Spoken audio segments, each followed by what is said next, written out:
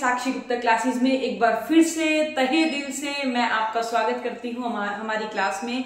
जैसा कि हमारा जो चैप्टर चल रहा था वो चल रहा था अर्थमेटिक प्रोग्रेशन, तो उसी सीरीज में आज हम बात करेंगे आगे नेक्स्ट फर्दर क्वेश्चंस की। हमने क्या किया था, जो पिछली वीडियो थी वो थोड़ी सी छोटी थी, तो उसी को आगे कंटिन्यू करेंगे। तो आइए ज्यादा टाइम ना आपका लेते हुए हम क्वेश्चन को शुरू करते हैं।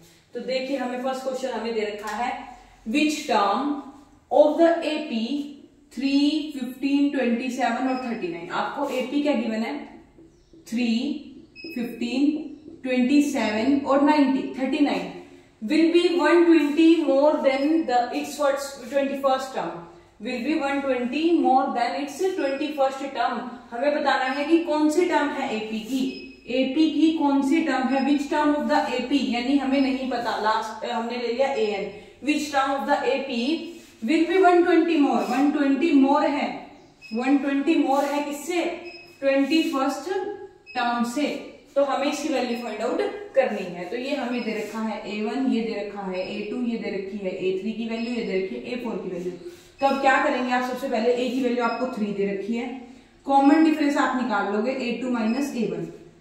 A2 की वैल्यू है 15, A1 की वैल्यू है 3। देखिए, अगर आपको हमारी ये सीरीज अच्छी लग रही है तो प्लीज वीडियो को ज्यादा से ज्यादा लाइक जरूर कीजिएगा, और अगर आपको अच्छा लग रहा है कि भाई और ऐसा लगता है कि कोई टॉपिक ऐसा है जो आपको नहीं समझ आ रहा है, तो उसे कमेंट बॉक्स में जरूर कमेंट कीजिएगा। अब हमें एक यहाँ पे आपने वैल्यू फॉर्मूला पुट करा, a plus n minus 1 d equal में a 21st term a plus 20d आएगा प्लस 120 आएगा। अब देखिए, जो a है, a से तो a कैंसिल हो जाएगा, क्योंकि अगर आप इधर भी लेके आओगे तो माइनस का आएगा, तो ये कैंसिल हो जाएगा। अब आगे दे रखा है n माइनस 1d इक्वल में 20d प्लस 120। अब यहाँ पे बचता क्या है, d की वैल्यू आपको गिवन है 12, 10 माइनस 1, यहाँ पे आपने 12 पुट करा, तो 20 इंटू में 12 प्लस में 120, तो ये आएगा जी 12 को n से करा 12n माइनस 12 को 1 से 12 आएगा। अब इसको इंटू कर लिया 240 प्लस 120। अब यहाँ पे जो 12n है मैं यहाँ पे कर देती हूँ, 12n ऐसे कैसा आएगा, ये हमारा प्लस होके आएगा 0, 6 और 3, 360, ये उधर जाके प्लस हो जाएगा, तो आ जाएगा 12n इक्वल में 2, 7 और 3, तो n की वैल्यू हमारी आएगी 3, 7, 2 बाय 12, तो ये कट गया जी 3, 12 3 36 और ये 12 1 जा, तो n की वैल्यू आएगी 31। ये हमारा क्या आ गया, आंसर आ गया कि कौन सी टर्म है, 31st टर्म है, जो 21st टर्म से 120 ज्यादा है। तो ऐसे हमारा होता है क्वेश्चन नंबर फर्स्ट कंप्लीट। आइए बढ़ते हैं नेक्स्ट क्वेश्चन की ओर। अगर इस क्वेश्चन में आपको कोई भी डाउट आता है तो प्लीज कमेंट बॉक्स में जरूर कमेंट कीजिएगा।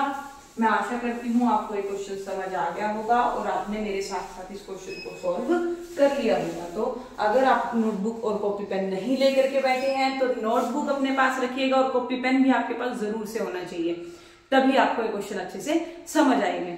अब देखिए, नेक्स्ट क्वेश्चन आपको पिछला लेक्चर आपको दिया था उस सीरीज का क्वेश्चन है ये।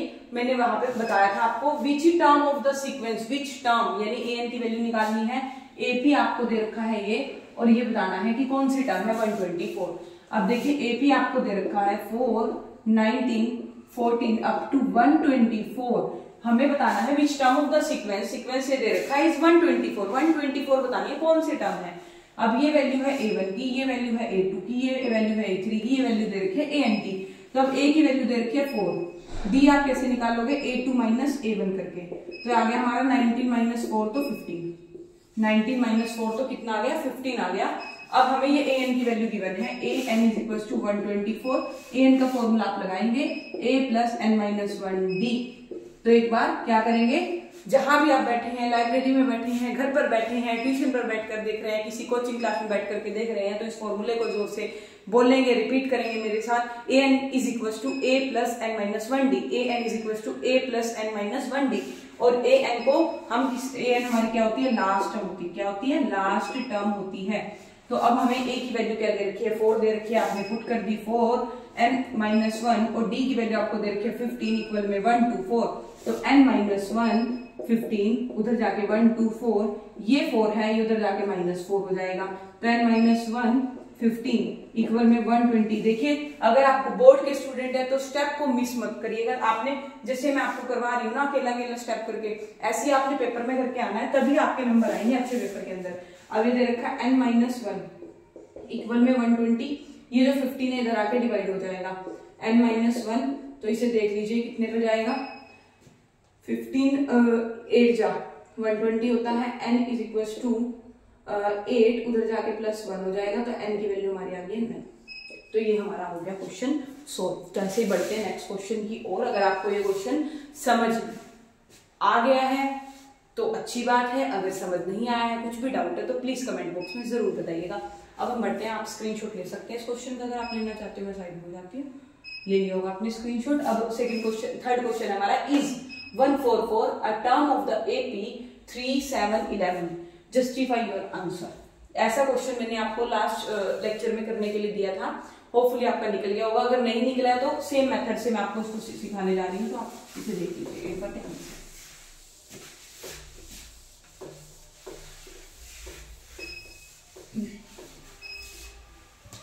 इस 144 हमें बतानी है कौन सी टर्म है इसकी, नहीं ये बताना है जो 144 है वो JAP दे रखा है, इसकी टर्म है या नहीं है। अगर है तो हमें बताना है कैसे है, तो उसे प्रूफ करना है। तो अब हमें AP की वैल्यू गिवन है 3, 7, 11। सबसे पहले आपने यही लिखना है, ये हमारी फर्स्ट टर्म है, ये सेकंड है, ये थर्ड है। इससे आप निकाल लोगे, A की वैल्यू आई आपकी 3, D कैसे निकालते हो, सेकंड टर्म में से फर्स्ट टर्म को माइनस करके। सेकंड टर्म हमें दे रखी है 7 - 3, तो ये आ गई 4।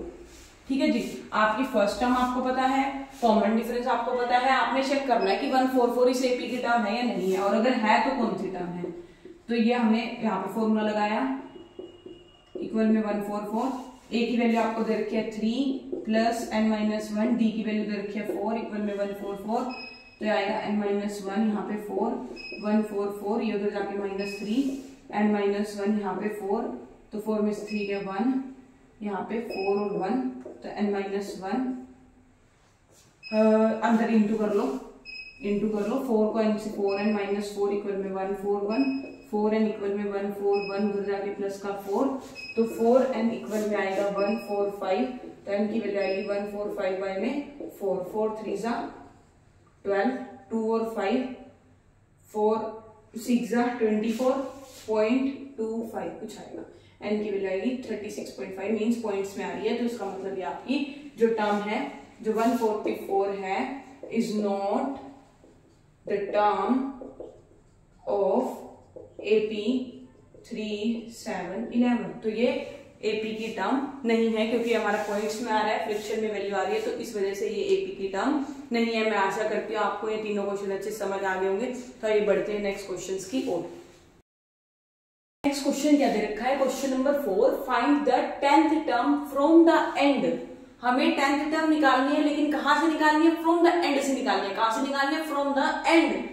ये वर्ड आपने याद रखना है।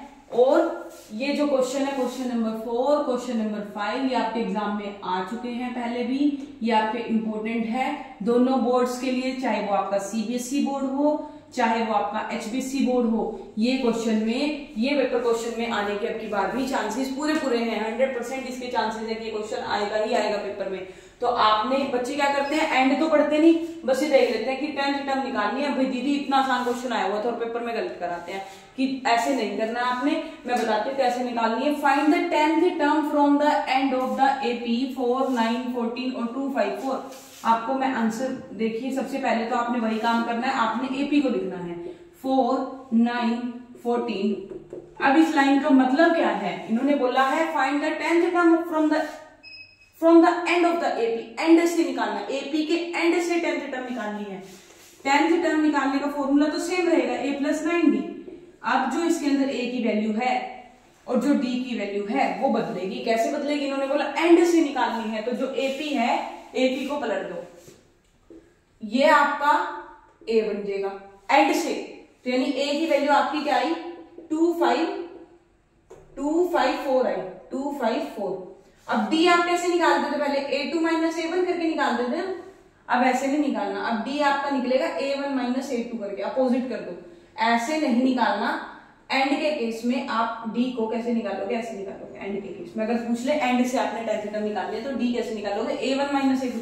पहले क्या कर रहे थे, सेकंड टर्म में से फर्स्ट टर्म को माइनस कर रहे थे, नहीं अब सेकंड टर्म में से फर्स्ट टर्म को माइनस नहीं करना है। अगर आ जाए tenth term from the end of the AP, tenth term from the end of the AP, कोई भी टर्म पूछ सकते हैं। जैसे नेक्स्ट क्वेश्चन पूछ रखा है ninth term from the end of the AP, तो आपने क्या करना है, फर्स्ट टर्म में से सेकंड टर्म को माइनस करना है। फर्स्ट टर्म आपको दे रखी है 4, सेकंड टर्म दे रखी है 9, तो आपकी डी की वैल्यू क्या आएगी, -5 आएगी।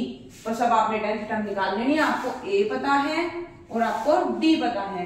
तो ए की वैल्यू है 254, डी की वैल्यू है आपकी -5। तो 254 माइनस का 45, इसमें से आपने इसे माइनस करा तो आपका आंसर आएगा जी 4 में से 14 में से 5 गया 9, 4 में से 4 गई 0 और यहाँ पे बचा 2, 209 आपका आएगा आंसर। देख लीजिएगा ये ठीक है या गलत है आंसर। 209 आपका आंसर आएगा माइनस करने पर। 254 में से आपने 45 को माइनस करा तो 9 बचा 0, हाँ 209 ही आपका क्या आएगा आंसर आएगा। ऐसे एक क्वेश्चन और मैं आपको करवाती हूँ ताकि आपकी प्रैक्टिस हो जाए। अब आप सबसे पहले तो आप इस क्वेश्चन को खुद से ट्राई करिए, इसका आपने स्क्रीनशॉट लेना है तो आप स्क्रीनशॉट ले सकते हो। अब ये जो क्वेश्चन दे रखा है इसको आपने खुद से ट्राई करना है। पहले आप नोट कर लीजिए अपनी नोटबुक के ऊपर, find the ninth term from the end. आपने नाइन्थ टर्म निकालनी है, एंड से निकालनी है। एपी आपको दे रखा है, लिख लीजिए फटाफट से। एपी दे रखा है 5, 9, 13 अप टू 185, 5, 9, 13 अप टू 185। मैं यही सोल्व करवाती हूँ आपको इस क्वेश्चन को। आपको दे रखा है 5, 9, 13, मेरे साथ साथ सोल्व करिएगा। अब एंड से बोला है नाइन्थ टर्म निकालनी है तो आप निकाल लोगे, बहुत आसान काम है निकालना। ये आप पहले पढ़ के आ चुके हो। अगर आपने हमारी पिछली वीडियो नहीं देखी है तो पिछली वीडियो जरूर देख करके आए, तभी आपको ये कॉन्सेप्ट अच्छे समझ में आएगा। अब यहाँ पे a9 निकालनी है तो a + 8d तो आप करके निकाल लोगे। अब जो ये 5, 9, 13 और 185 दे रखा है तो इसमें a क्या आएगा हमारा, एंड से निकालनी है तो a बन जाएगा 185। d कैसे निकालोगे, पहले क्या करते थे, इसमें से इसको माइनस करते थे, अब अपोजिट कर दो, 5 में से 9 को माइनस कर दो तो -4, बस इसमें वैल्यू पुट करो तो आंसर आ जाएगा। आप इसका आंसर कमेंट बॉक्स में जरूर बताइएगा। तो अब बढ़ते हैं नेक्स्ट क्वेश्चन की ओर। ये 2 क्वेश्चन आपके हो चुके हैं, कर लीजिए आप इतना सॉल्व कर लीजिए और कमेंट बॉक्स में जरूर बता दीजिएगा। इतना मैं साफ कर लूँ।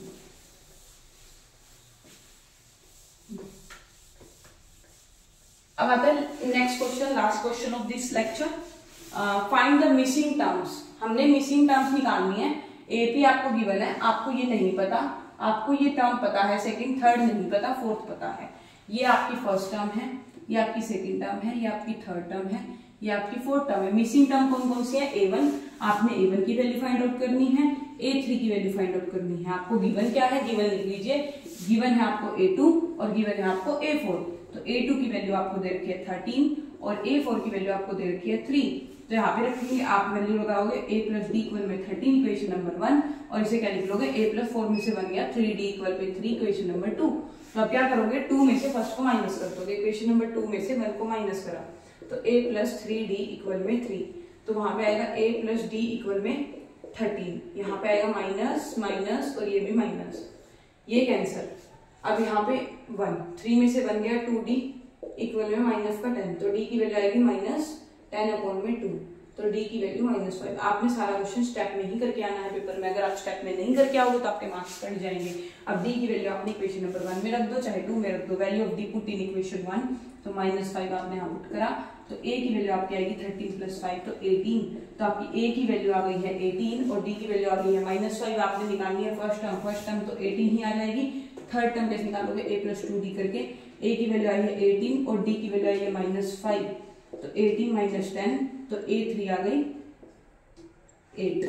तो ये हमारा होता है क्वेश्चन सॉल्व। मैं आशा करती हूँ आपको हमारी जो ये लेक्चर मैंने शुरू कर रखे हैं 9 PM सीरीज वाले, आपको अच्छे लग रहे होंगे। और अगर आपको हमारे ये लेक्चर पसंद आ रहे हैं और आपका कोई दोस्त है तो प्लीज उन तक जरूर शेयर कीजिए। और कोई ऐसा बच्चा जो किसी कारणवश कोई कोचिंग ट्यूशन ज्वाइन नहीं कर पा रहा है, मैंने इतनी अच्छी सीरीज शुरू की हुई है, मैं बिल्कुल बेसिक से करवा रही हूँ, उसमें एक भी ऐसा कॉन्सेप्ट नहीं होगा जो मैंने छुड़वाया होगा। तो आप प्लीज इसे ज्यादा से ज्यादा शेयर कीजिए और पेपर से पहले भी इनको एक बार जरूर से देख करके जाइएगा। मैं आपको इस बात की श्योरिटी देती हूँ कि आपकी ये पेपर के टाइम पर बहुत ज्यादा काम आने वाली है ये वीडियोस। तो ऐसे ही हमारे साथ बने रहिए। वही जो मैं बात हमेशा से करती हूँ हर एक वीडियो में कि सक्सेस एक बार में नहीं मिलती, सक्सेस एक बार में नहीं मिलती, लेकिन एक दिन जरूर मिलती है, एक दिन जरूर मिलती है। ऐसे ही लगे रहिए और मेहनत करते रहिए, अपने पेरेंट्स को प्राउड फील करवाइए और अपने टीचर्स का भी नाम रोशन कीजिए। थैंक यू, धन्यवाद।